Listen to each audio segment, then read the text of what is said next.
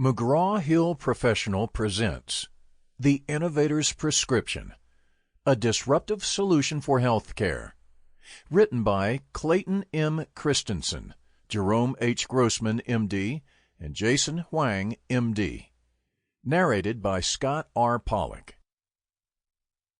Introduction. In 1970, the cost of health care in the United States accounted for approximately 7% of gross domestic product. In 2007, it accounted for 16% of America's GDP. Normally, we view it as good news when an industry gains share of wallet in such a manner because it indicates that enterprises are making products or services that customers value and seek to purchase.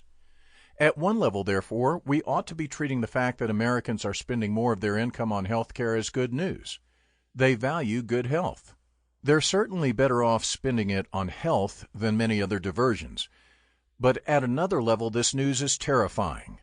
We note just 4 frightening factors. 1. The growth in health care spending in the United States regularly outpaces the growth of the overall economy. Over the last 35 years, while the nation's spending on all goods and services has risen at an average annual rate of 7.2%, the amount spent on health care has grown at a rate of 9.8%.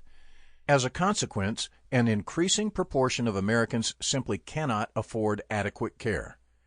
Many efforts to contain overall cost have the effect of making care inaccessible on a convenient and timely basis for all of us, even for those who can pay for it. 2.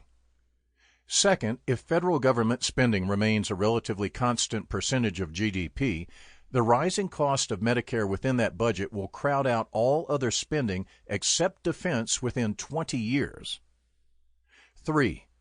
The third factor that engenders fear is that the burden of covering the cost of health care for employees, retirees, and their families is forcing some of America's most economically important companies to become uncompetitive in world markets. Health care costs add over $1,500 to the cost of every car our automakers sell, for example. 4.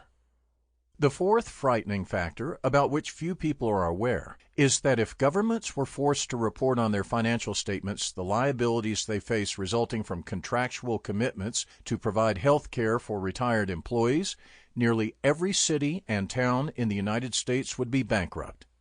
There is no way for them to pay for what they are obligated to pay, except by denying funding for schools, roads, and public safety, or by raising taxes to extreme levels.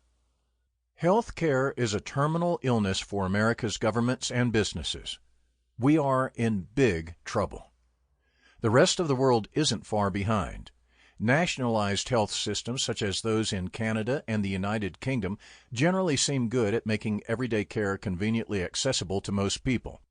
Some appear to maintain a better balance between general and specialty care than the United States.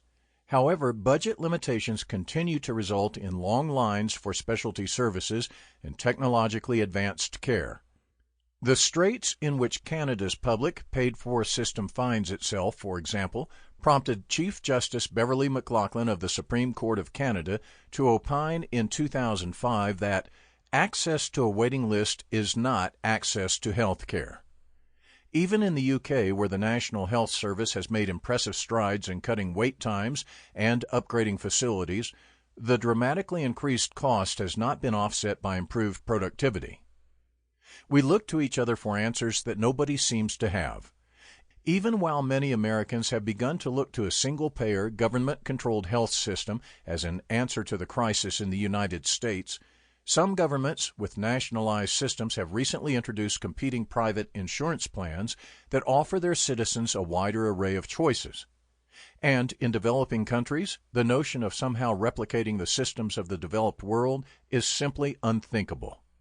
Their only option seems to be adequate care for the rich and little for everyone else. The U.S. system's cost is fueled by a runaway reactor called fee-for-service reimbursement. It has taught us that the economist Jean-Baptiste Say was right, at least for this industry. When caregivers make more money by providing more care, supply creates its own demand. By some estimates, a staggering 50% of health care Sample complete. Ready to continue?